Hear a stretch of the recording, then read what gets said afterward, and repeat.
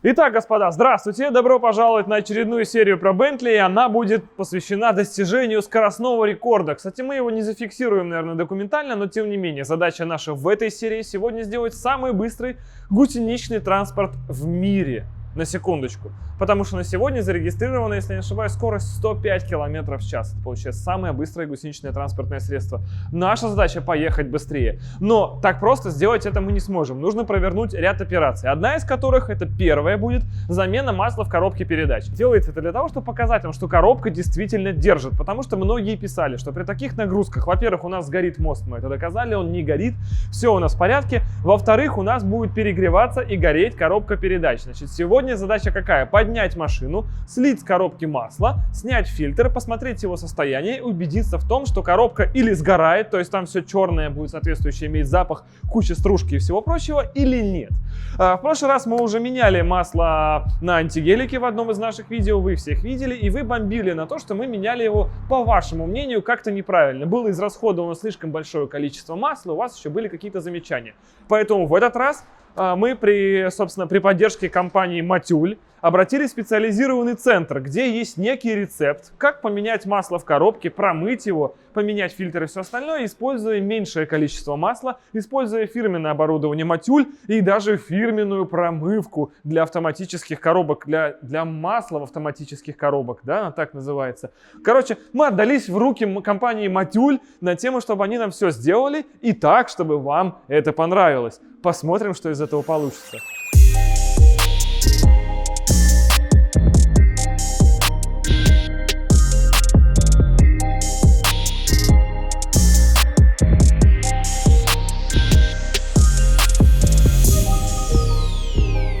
А, еще какая-то добавка есть, там специальная промывка? Добавили. Кстати, ничего себе. Для мотора, так и есть для коробки. Ага. То есть так. Используем химическую добавку для чего? Для того, чтобы всю взвесь, которая там есть, так. при помощи этой химии измельчить как можно сильнее. Ага. И тем самым позволить ей оттуда выйти в большем объеме, большее количество. То есть, доставляя туда свежее масло, мы не заставляем его отмывать. Я понял. То есть, грубо говоря, это промывка. А 10 минут это какое-то регламентное время или... Да. Это тот самый временной цикл, когда полный объем АТФ прокачивается, передача проходит через всю систему и дополнительно еще здесь. Фильтр, который стоит в этой установке. Здесь стоит фильтр и магнит. Металл магнит. Улавливается. Да, стружка отсаживается. Прекрасно. Ну давайте 10 Можно минут. увеличить по желанию. Понял. Давайте сделаем так. Делать мы этого, конечно же, не будем. 15-20 минут. Почему? Потому что автомобиль приехал не своим ходом, он холодный сейчас. Так. А АТФ-ки. Чтобы я понял. Окей. Для чего нагревается? Во-первых, Расширяется. полноценная циркуляция начинается при нагреве АТФ примерно от 40-45 градусов. Это наиболее такая температура, когда эффект замены. Хорошо, окей. При этом, как я понимаю, это все один контур, то есть мы сейчас никакого нового масла не добавляем. Это все еще крутится то же самое, что там было. У нас химическая добавка, добавлена старое масло. Ну да. Стоит старый фильтр, мы ничего не трогаем, ничего не добавляем и ничего не сливаем. Отлично. Через 15 минут мы потом уже только это все будем сливать и заливать новое.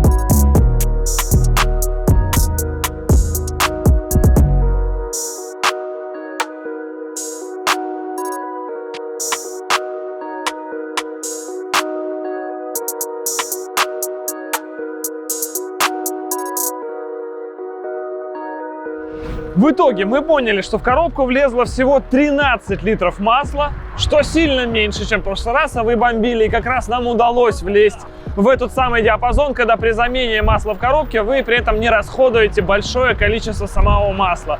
Фильтр оказался практически чистым, масло также не горело, а значит мы установили, что, во-первых, компания Матюль нам сегодня помогла сэкономить большое количество денег, если бы мы меняли это масло на любой другой машине, потому что, как вы видите, объем совсем другой. Во-вторых, что коробка живет, масло в ней не горит, фрикционы не рассыпаются и фильтр чистый. У нас все совершенно идеально. Дальше у нас следует второй этап. Это надо сделать выхлоп, потому что его нужно было давно сделать, а мы все затягивали. Поэтому едем дальше. Выхлоп.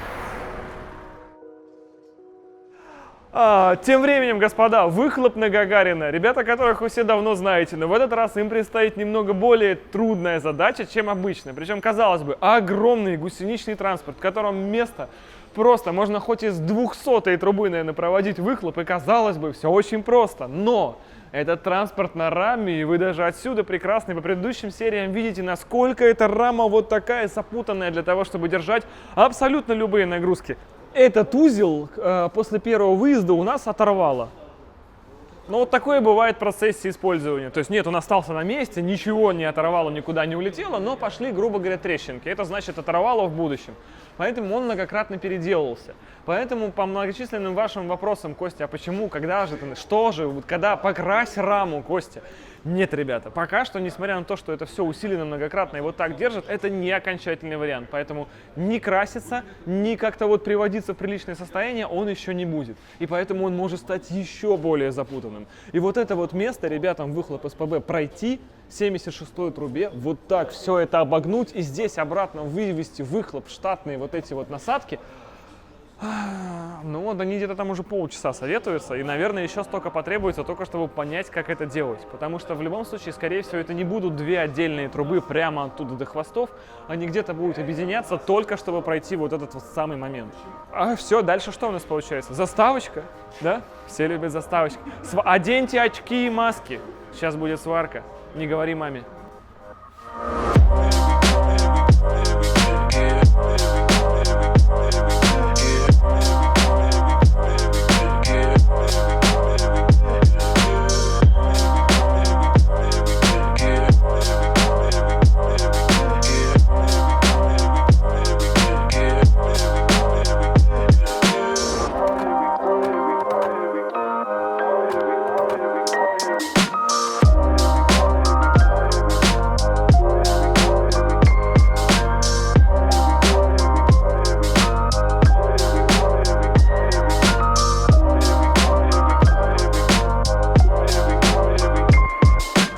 По итогу план банан, единственное, что у меня вызывает, может быть, какие-то опасения, это то, что невозможно пройти выхлопом вот здесь вот сверху над траверсой коробки. Соответственно, это место у нас получится по выхлопу самое низкое, и это же самая низкая точка автомобиля. То есть здесь будет где-то немыслимых 55 сантиметров до дороги. Это очень. Можно за что-нибудь зацепить. Можно зацепить майора. Нет, это будет не призыв к ненависти среди группы лиц.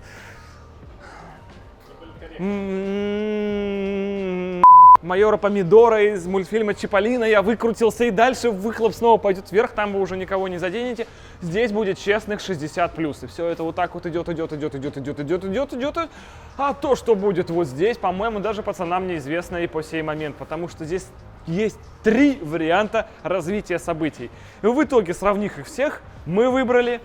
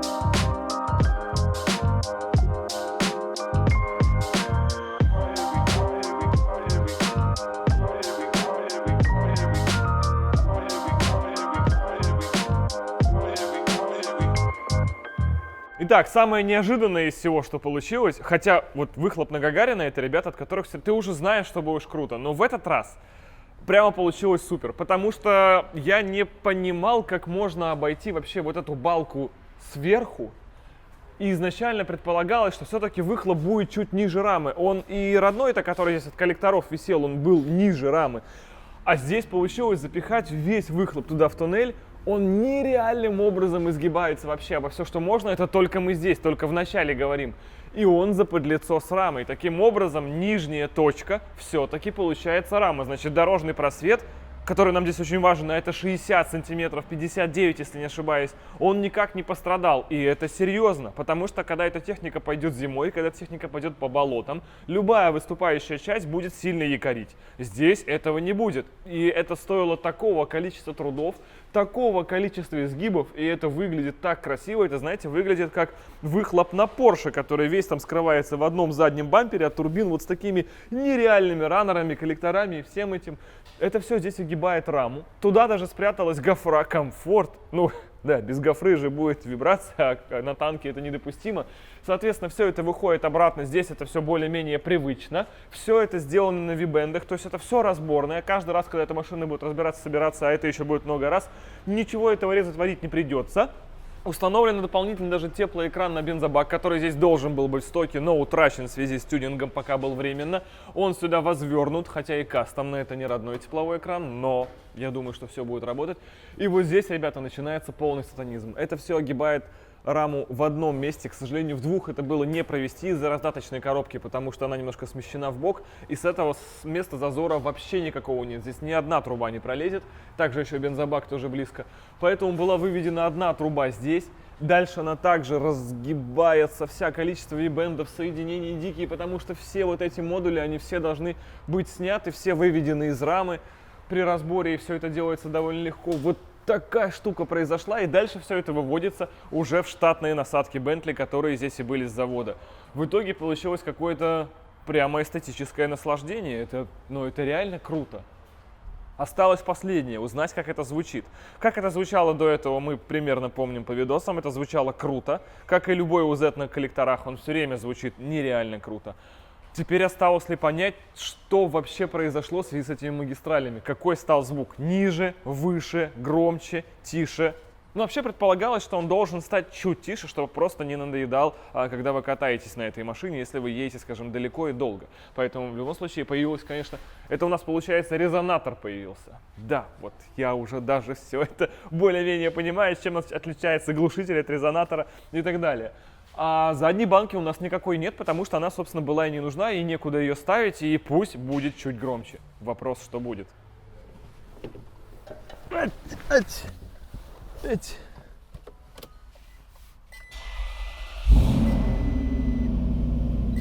По-моему, огонь звучит. Как звучал, так и звучит, мне кажется.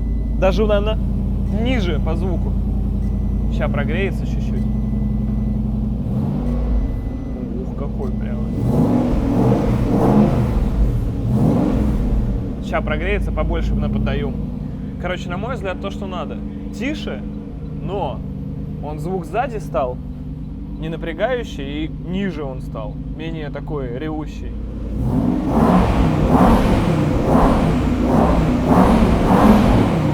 Ты что скажешь?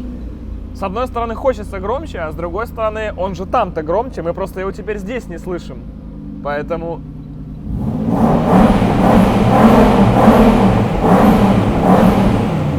Слушай, по-моему, огонь вообще. Он такой серьезный стал.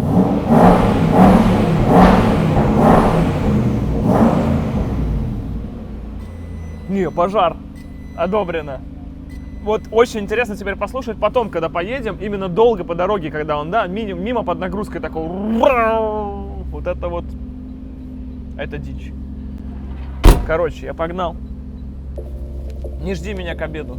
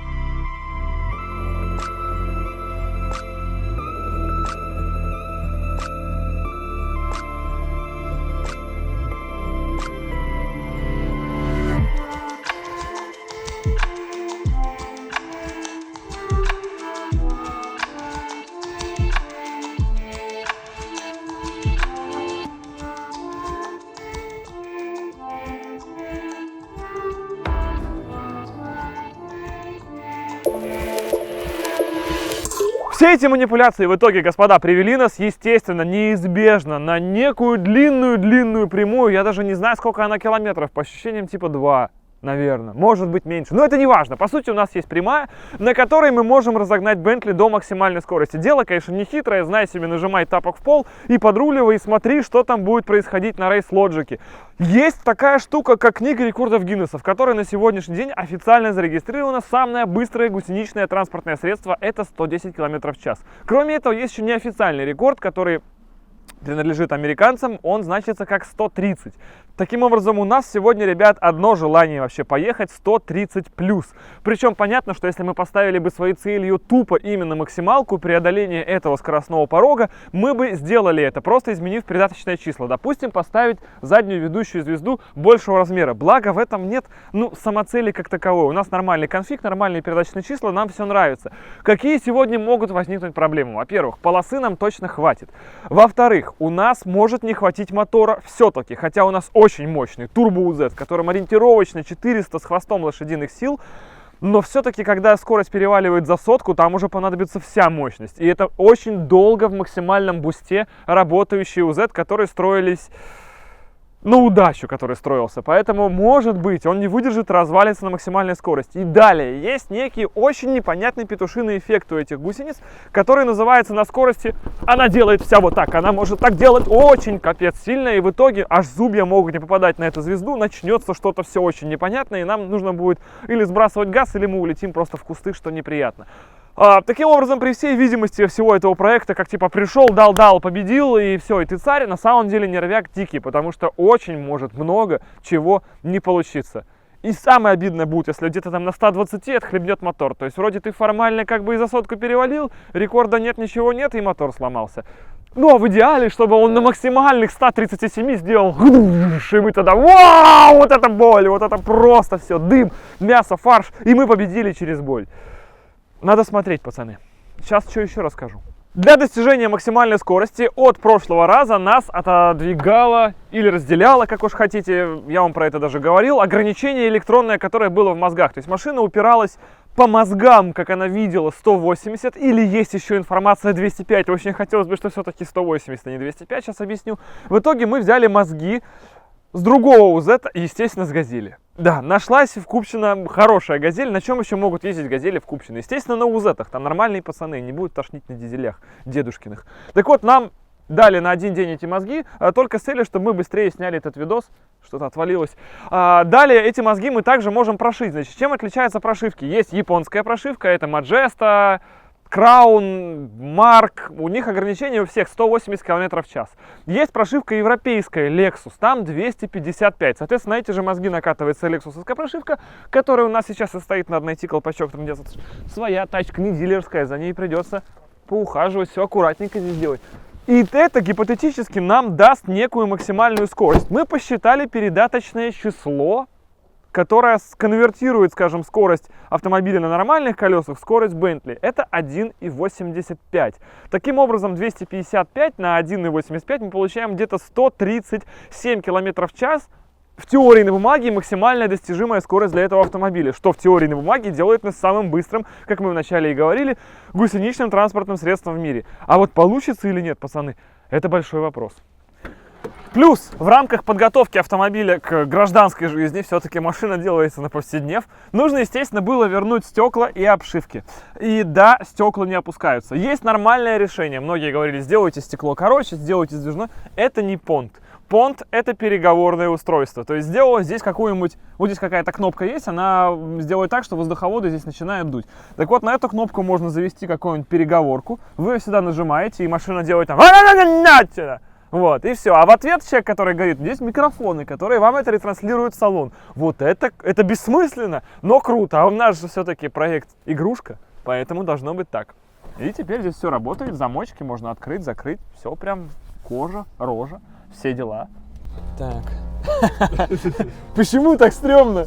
Взрослые люди сидят. Вот поэтому и стрёмно. Потому что взрослые, да? Ничего не боятся, только наши операторы.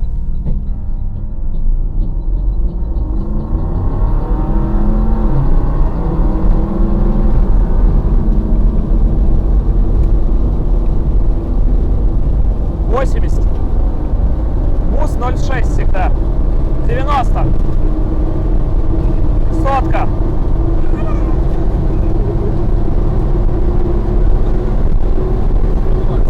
120.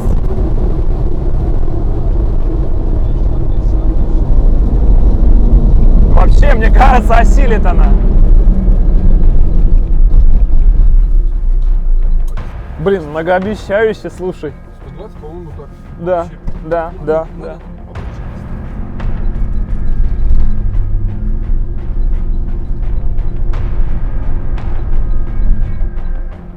Короче, вот сейчас в режиме супер овощи у нас до сотки 18 секунд. Но это вообще газ там наполовину продавлен. Мне кажется, что где-то около 11, может, даже он и осилит.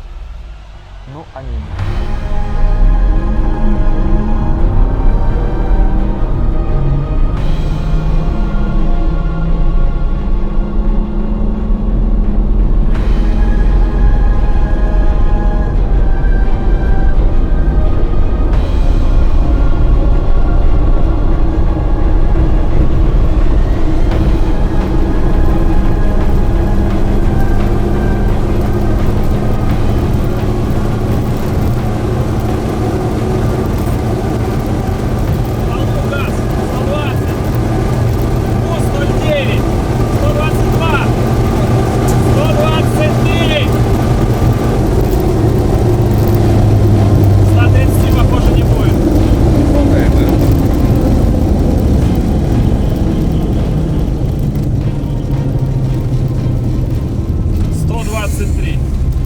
Больше мощности. Короче, 123 километра и газ в полу на бусте 0,8-0,9. Похоже, нам не хватает мощности, прикинь. Что за запах такой? Ого, как там снизу уже посыпался. Управление турбой. Вот эта вот трубка. Как она у меня в руке? Загорелись на разгоне, видео будет называться. Что это? Это управление вакуумом. И она там еще и горит. Остаток к ней, он горит на турбе. Твою мать. Владян, вот сними отсюда. Но он прям реально горит. СКА. Есть огнетушитель? Надо сдуть чем-то. Силиконовая трубка легла просто на выхлоп, на коллектор. А на коллектор, она должна была вот здесь проходить у нас под низом. Она сверху прошла и все. Да, дотянется. Все, сейчас поедем. Это все холодное, это холодное. Все, огонь. Так, все, мы готовы. Сейчас идем на максималку. Типа. Оптимально, да? А сейчас он встанет. Вот сейчас самое очко. Хотя вроде уже и разогнались, а все равно. Но мы увидели огонь. Да.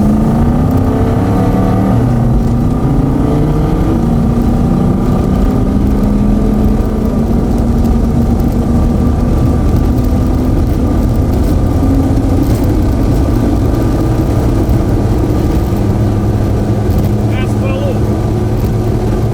115. 120. 124. 26 было. Да, ну похоже где-то на рядом. Да, слишком дал. Видишь? Это я руля дал налево. Ну, где-то так, да. 126, 125. Ну, сейчас, если еще раз уже... Можно еще было подождать перед кустами, но 135, мне кажется, не даст. Ну, да, мы не лучшие, но будем работать. 126. Сейчас пробуем последний боевой в вашу сторону. Газ палас.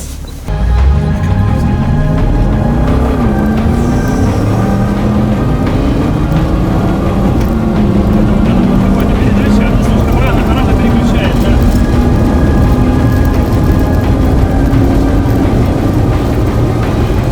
Тестируем 119, 120, 124. Сука, в полу! Ну, пожалуйста!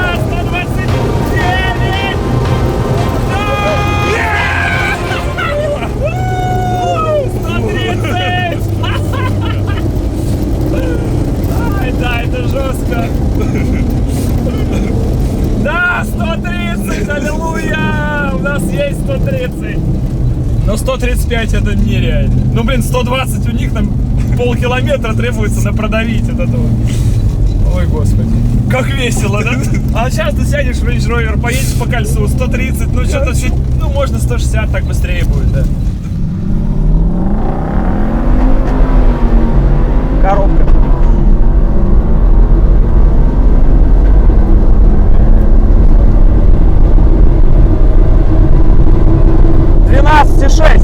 Да, это неплохо. 12,6. Это с гольфами гоняться в самый раз.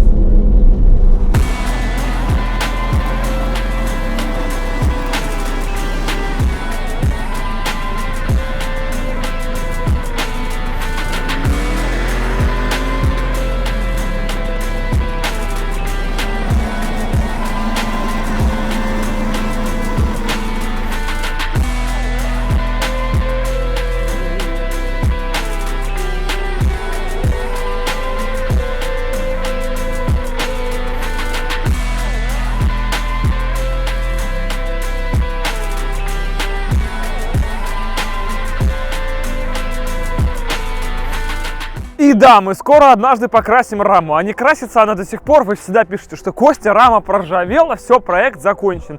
Потому что он весь сгниет. На самом деле нет, не красится это все по одной причине. Я, помню, где-то уже это объяснял, но на всякий случай повторю вам. Просто потому, что эта рама будет переделываться, когда придет новая гусеница. Об этом чуть позже, но сейчас мы точно знаем, что у нас оформился весь конфиг. Все, у нас есть стекла, двери, работает печка, к лету сделаем кондиционер, Бентли станет настоящим Бентли. Чуть мы сделаем, наверное, чтобы руль был более резким, потому что очень много у него свободного ухода. В этом нет смысла. Можно сделать, чтобы руль там буквально градусов на 15 поворачивался и уже начинало закусывать одну из сторон. Все понятно, тормоза мы усилим, есть несколько решений этому, вплоть до перехода на керамику, это дорогой, но мы, скорее всего, сделаем побюджетнее, есть варианты даже с тормозами. Сделаем общий тормоз на всю машину, чтобы педаль тормоза заработала. Это все, ребята, мелочи, которые делаются попутно. 130 км в час мы сегодня с вами достигли, а это значит, что это одна из самых быстрых гусеничных машин на земле. И понятное дело, что дайте нам посильнее мотор и порезче коробку, и мы, в принципе, все это решим. Проблем не будет, потому что это, опять же, все сделан бюджетный вариант. И если конкуренты стоят там что-то типа по 500 тысяч долларов, ну, мы готовы, наверное, продать вам ее за 50. Нет, не за 50 не готовы, за соточку, наверное. Да, за 100 тысяч отдадим. То есть мы в 5 раз дешевле конкурентов. Причем, когда поменяется гусеница, дороже от этого транспортное средство не станет. То есть это, в принципе, будет уже такая себе прям нарядная цена. Все работает, все здорово, исключая эту гусеницу. Костя, когда же вы сделаете гусеницу? Здесь вот так оставь камеру. И здесь, господа, мы с вами переходим к самому главному. Смотрите, что есть. Уже есть даже это. Кусочек этой гусеницы даже напечатан на 3D принтере, как вы видите, и он тот самый идеальный, который нам и нужен. Выложи это в полотно, натяни сюда, и эта машина будет бессмертная. Смотрите, как это работает. Длинный шип, он цепляется между роликов, а короткий шип по краям ролика. Вот таким образом. И тогда эта гусянка никогда не слетит, и никогда не будет проскальзывать и не кончится, и тогда она будет бессмертная. А за счет того, что здесь будет вот такой протектор, на такой шашке ему очень легко поворачивать, потому что боковое скольжение у гусеничной техники тогда будет осуществляться вдоль этих шашек, и это все будет элементарно. Ну, над этим рисунком это все, грубо говоря, еще можно чуть там, но это надо испытывать, опять же, какой рисунок из этого будет лучше. Ну, в общем, у нас уже даже все есть, кроме самой гусеницы, которую нам пока что по-прежнему нигде не сделать и не заказать. И да, я знаю, вы скажете, возьми ее там же, где ты взял это, но оказывается нет, потому что это мы брали из готовых образцов, то, что уже есть на заводе, а такой, естественно, ни на одном заводе необходимой нам нет. И пока что ни один завод ее под нас делать не хочет. Хотя вроде как у нас уже есть даже вот это. В общем, ребята, это та проблема, которая нас держит, и пока мы ее не решим, все остальное, наверное, делать уже бессмысленно, потому что зачем делать суперкомфортный, классный, надежный внедорожник, который постоянно разувается, да, если мы говорим про вездеход, а Bentley это все-таки, хоть и называется ультратанк, но по факту это же вездеход. Поэтому как только мы найдем завод, который способен воплотить наши мечты в явь, может быть, мы даже оставим почту, на которую, если у вас есть такой завод, если вы занимаетесь производством шин или что угодно, если вы сможете, эта штука еще армированная, с нитью должна быть, напишите нам, пожалуйста, потому что нам пока изготовителей данной штуки найти не удается, к сожалению. Как только будет она, под нее, соответственно, меняется и ведущая звезда, и меняются эти катки, и немножечко переварится рама, и тогда-то мы ее уже и покрасим, и тогда Bentley станет бессмертной. Она сможет разворачиваться в любом месте, гусеница не будет седать ни на каком рельефе и лезть в любые горы. На этом потрясающем разочаровании, господа, мы заканчиваем эту серию. Мировой рекорд не поставлен, но мы одни из лучших. Мы на Олимпе. Бентли поедет однажды еще лучше. Но есть, нам нужно опять все решаемо. Нету предела. Дайте нам гусеницы, мы поедем. Вкинем мотор-коробку, и мы поедем. То есть нас ничто не ограничивает, исключая этого полотна. Огромное всем удачи. Спасибо, что смотрели это видео. И пока.